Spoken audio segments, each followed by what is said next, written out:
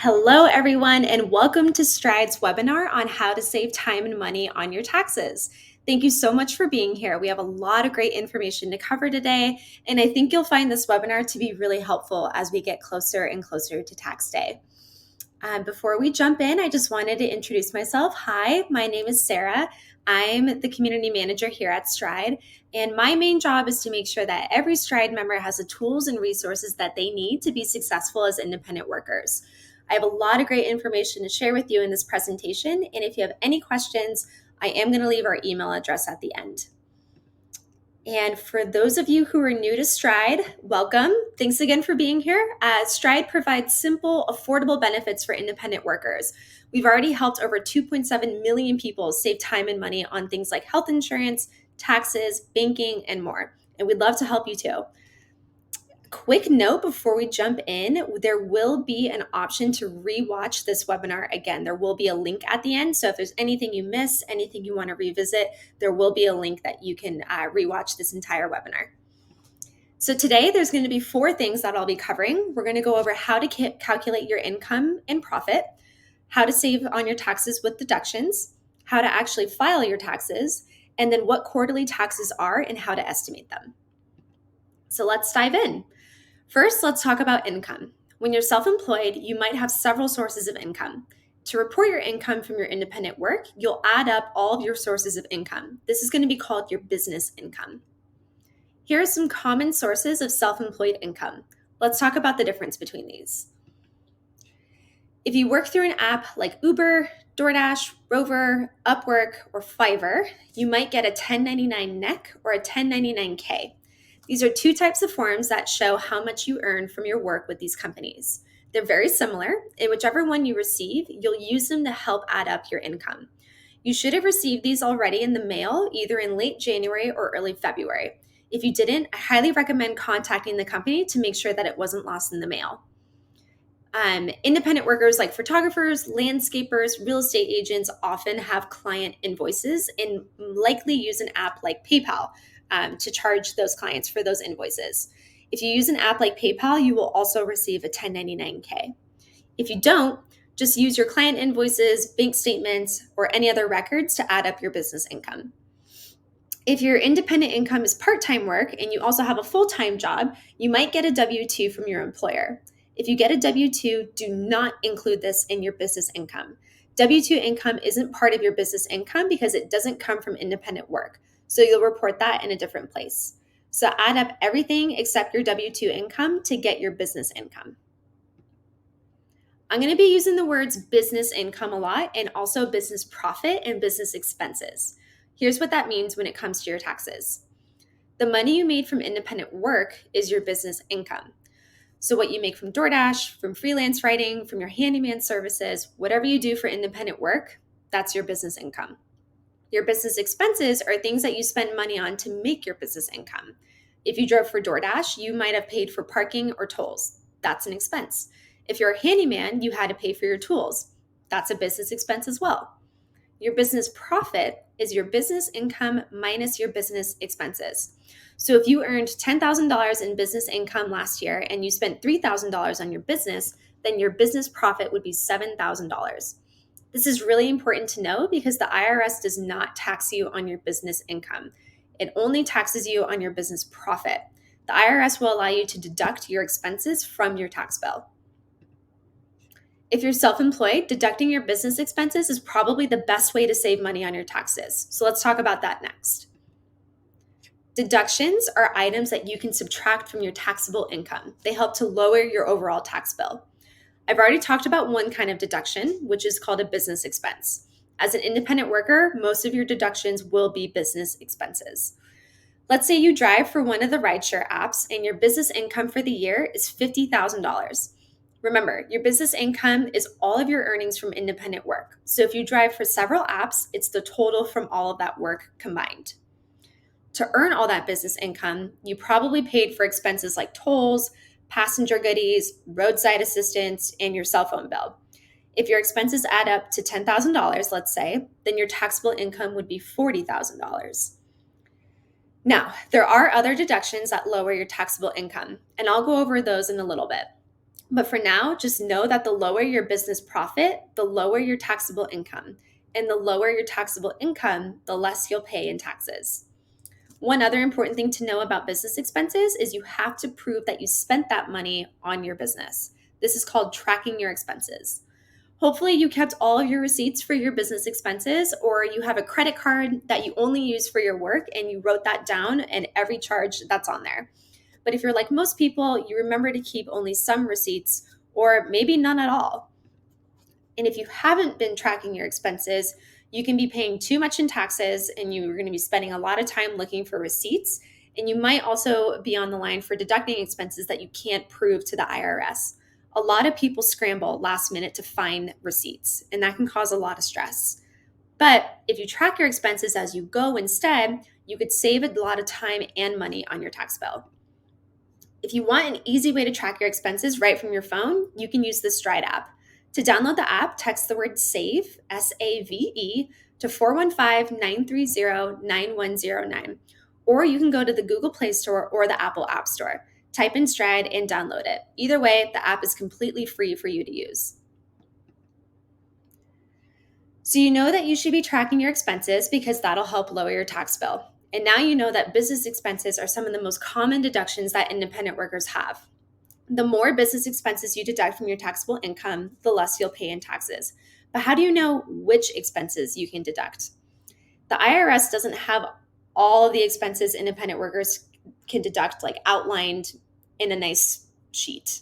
Instead, you have to decide what a business expense is for your work. And the IRS has two rules. A deductible expense must be ordinary and it must be necessary. Let me explain what those mean. Ordinary means that most people who do the same work that you do would also have this expense. All rideshare drivers have a cell phone, and many buy water bottles for their passengers. Both are ordinary for rideshare drivers. Necessary means that this expense helps you make money for the work that you do. Rideshare drivers need a cell phone, right? What about water bottles? Do you need to buy them for your passengers? Not really, but providing water could help you get better passenger ratings. And since that can help you make more money, water bottles are considered necessary for your business. To count as a business expense, it has to be both ordinary and necessary for your work.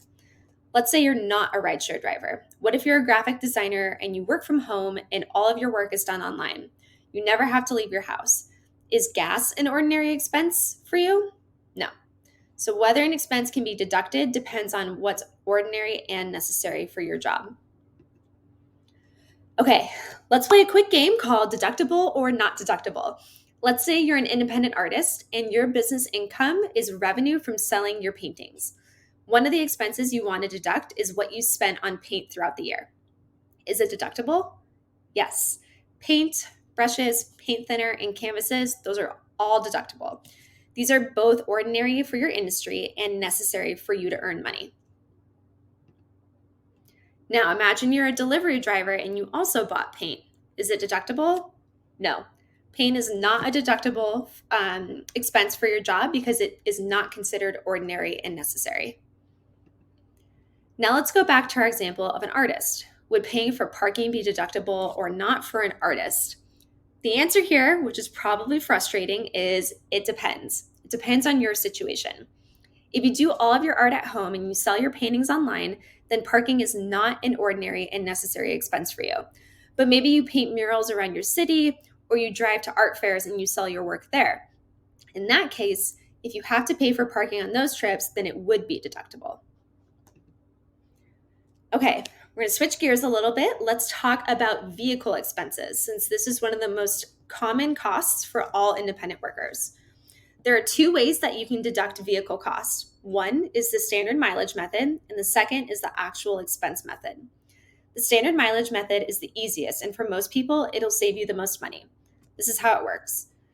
The IRS will look at the average cost for owning and driving a vehicle. It factors in the cost of gas, insurance, and a couple other things for that current year. Then they'll do a bunch of math and come up with a number for what it costs the average person to drive their car per mile. They call that the standard mileage rate. In 2021, the standard mileage rate is 56 cents. That means you can deduct 56 cents for every mile you drove for work in 2021. Each year, the IRS slightly changes the standard mileage rate. And so for 2022, the rate is 58.5 cents. So for every mile you drive for work for this year, 2022, you can deduct 58.5 cents. If you're like most people, you use the same car for work and for personal use. If that is you, you can only deduct 56 cents for the miles that you drove for work. You cannot deduct miles while you're taking your kids to school, getting yourself groceries, or going to see a movie. That's why it's so important to track your miles as you drive. You can't just look at your miles in your odometer on January 1st and then again on December 31st and deduct the difference. Option number 2 is the actual expense method. For this method, you also need to track your miles, the ones you drove for work and the ones you drove for personal use. You'll figure out the percentage of time that you were driving for work. This percentage will help you figure out how much of your expenses you can deduct. You'll also need to track your vehicle expenses and keep your receipts for these. You'll need to keep track of what you spent for gas, oil changes, insurance, and even car payments. To find your total vehicle expenses, you'll need to add those up. Then you'll multiply your total expenses by the percentage of time you used your car for your work. That was a lot, so let's look at an example. So let's say you drove a total of 20,000 miles last year. Because you kept track of your miles, you know that 15,000 of those miles were for work and 5,000 of them were for yourself. Using the standard mileage method, you'll take 15,000 and multiply that by 56 cents, which is $8,400. In one step, you're done. You can deduct $8,400 from your business income for vehicle expenses. Now, let's use the actual expense method, which takes 3 steps. You would take 15,000 miles and divide that by the total miles you drove that year, which was 20,000. This gives you the percentage of miles you drove for work. That's 75%. Next, you add up all of your car expenses for the year: gas, insurance, repairs, car washes, oil changes, everything. As you can see, this means it's really helpful if you keep very careful track of all these expenses and you keep all of your receipts. So let's say your total vehicle expenses that year add up to $10,000. Then you'll multiply your expenses, $10,000, by the percentage of the miles you drove for work, which was 75%. That gets you $7,500. This is the amount that you could deduct from your business income as vehicle expenses. You'll notice that this is different from what we got from the standard mileage calculation. Remember that the standard mileage rate is the average vehicle expenses for the average person. It's not your specific expenses. So now you might be asking yourself, well, which method do I use? So if your expenses are lower than average, then the standard mileage is probably going to save you the most money. But if your expenses are higher than average, then the actual expense method might be a better option. How high your expenses are depend on a lot of things, but it mostly comes down to the kind of car that you have. Let's say you have a 2016 Toyota Prius that you bought used and you've already paid it off. It doesn't use a lot of fuel, you don't have any more car payments, and Toyotas are reliable cars and they're usually cheap to fix. Plus, you only do delivery driving, so you don't have to get a lot of car washes to keep your car nice for passengers. In this situation, you're probably going to be saving more if you use the standard mileage deduction. But let's say you drive a brand new, expensive SUV that seats 9 people and you use it to drive for a luxury rideshare app. Your expenses include car payments, a ton of gas, lots of car washes, and maybe the brand you have is expensive to maintain and repair. In that case, your expenses will probably be higher than average. You might save more if you use the actual expense method. How do you know for sure which method will save you the most money? The best way to do this is to track all of your miles and expenses for a certain time period, like a month or a year. Then do the math for both methods and see which one saves you more. Then you could keep using that method year after year.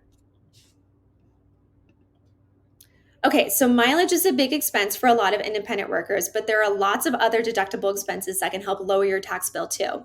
If you don't use a car, maybe you take the bus or you take the subway. Maybe you use your phone a lot for work, or you have to advertise to find your clients. You know those fees that the rideshare app and delivery apps take out of your earnings? You can deduct those. If you have a professional tax preparer or you use a software tool like TurboTax, you can deduct those costs as well. Just remember, if you use an item for both work and personal use, you can only deduct some of your expenses from that item. A good example is your cell phone. If you have just one cell phone, Go ahead and look at your cell phone bill to see how many minutes and how much data you used for your business. Find that percentage, just like you did with your mileage. Was it 60%? Then you can deduct 60% of your phone bill, the cost of your cell phone bill, phone case, all of that.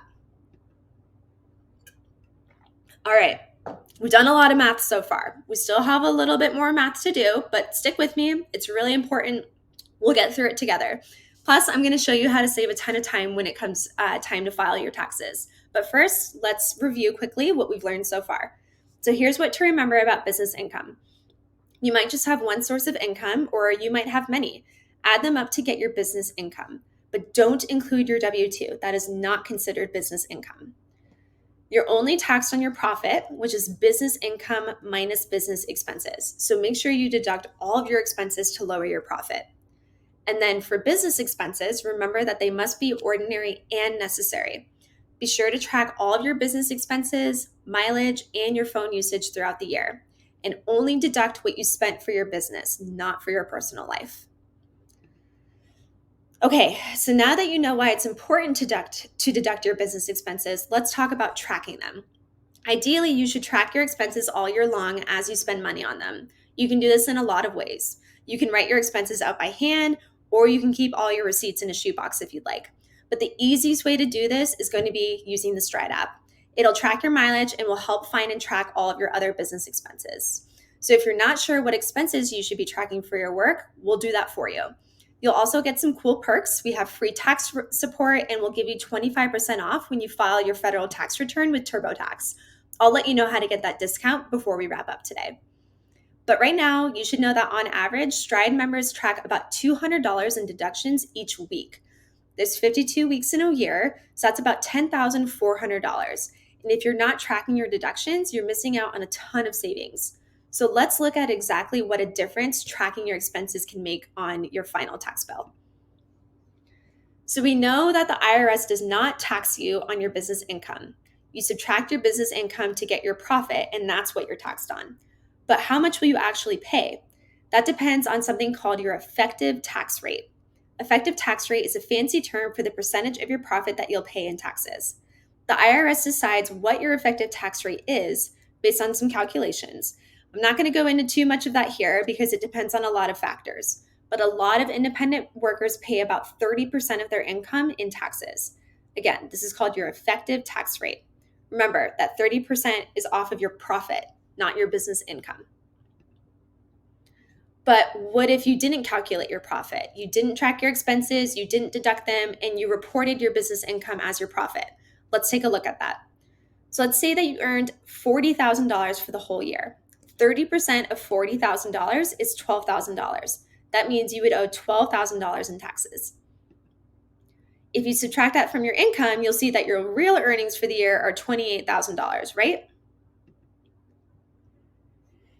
Okay, now let's say you did track your business expenses. You earned $40,000 and you tracked $200 a day like the average Stride member. That's $10,400 for the full year in business expenses. That means your taxable income isn't $40,000, it's $29,600. If you take your taxable income and multiply it by an effective tax rate of 30%, you get $8,880. That's how much you would owe in taxes, which is a lot better than $12,000, right? So instead of getting to keep $28,000 of your hard-earned $40,000, you would get to keep $31,120. The more expenses you track during the year, the more you can save on your tax bill in April. Okay, so if you track all of your expenses and want to use them to lower your tax bill, what's the best way to do that? Remember the Stride app? If you use it to track all of your expenses, you can also use it to create a tax report. So this report will show you all of your business expenses for the year. So it's easy to calculate all of that when it comes time to doing your taxes. And again, the Stride app is completely free to use. All right, so you might be asking yourself, Sarah, what do I do if I was not tracking my expenses last year? Remember that you can't just estimate your expenses. You have to prove to the IRS that you spent money on that business. So this is how you can do that. You can look through your bank statements and your credit card statements for anything that you bought for your business. If you drive for an app, you can see some of the miles that you drove there. These apps will usually show the miles that you drove while actively serving customers, but they don't show you the miles that you drive while you're waiting for orders or waiting to pick up a passenger. You won't find proof of all the miles that you drove using this method, but deducting some of that mileage is better than deducting nothing at all. You can also look at your cell phone, internet, and other business bills. Just remember to deduct only the portion that you used for your business. You can also look for digital receipts in your email from Amazon or any other software that you bought. And then once you have all your proof, take notes on how that expense helped you in your work. Okay, we've already talked a lot about business expenses, but you're a person too, right? You're not just a business. So let's talk about some personal expenses that you might be able to take. These won't lower your business profit, but they can help lower your tax bill overall. There are a lot of deductible personal expenses, and not all of them will apply to you in your situation. One of the most important deductions, though, is the self-employed health insurance deduction. So, this will allow you to deduct the cost of your monthly health insurance payment from your taxable income. So, if you paid $100 a month for health insurance, you might be able to deduct $1,200 from your annual income. You can take this deduction only if you're self employed, you cannot get health insurance from an employer or your spouse's employer, and you made a profit in your business, which means that you have more income and expenses, and you've paid something for your health insurance. Many Stride members pay $0 a month for their plans, so they cannot take this deduction. So let's talk about each of these in a little bit more detail. Self-employed means that you earned income from a non-traditional job. A traditional job is where you get a W-2 and your employer withholds taxes from your paychecks. A non-traditional job is one where you're your own boss. So what if you have a W-2 job and you do independent work? You can still use the self-employed health insurance deduction, but only if you cannot get health insurance through your employer. Employers typically don't provide insurance if you work part-time. But if you work full-time and can get insurance through work, then you can use this deduction. Excuse me, you cannot use this deduction. Let me repeat that.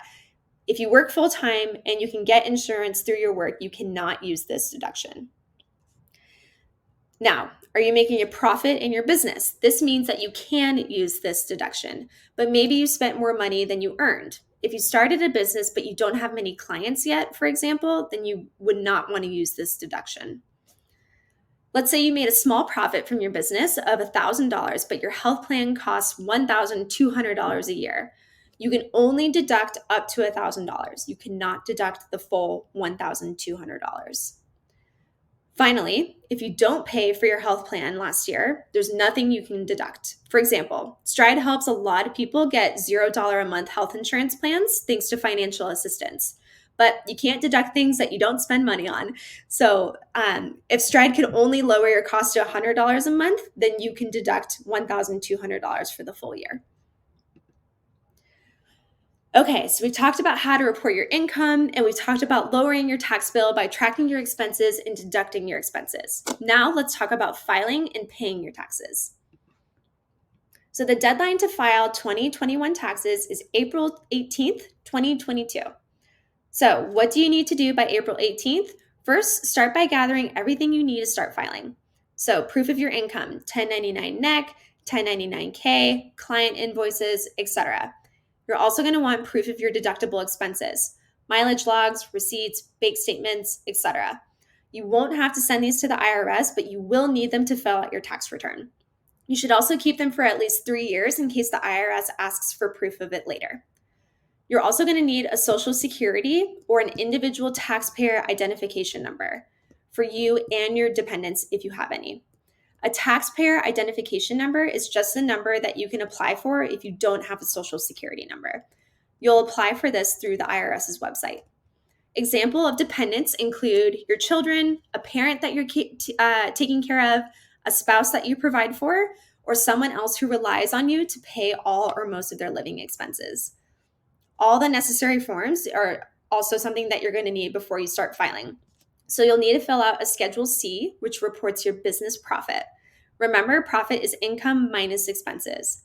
Then you'll complete a 1040 form to calculate your self-employment tax. You'll also likely fill out a 1040 ES to help you figure out your quarterly taxes. We'll talk more about that in a minute. To officially file your taxes, you'll send these forms to the IRS either through the mail or over the internet.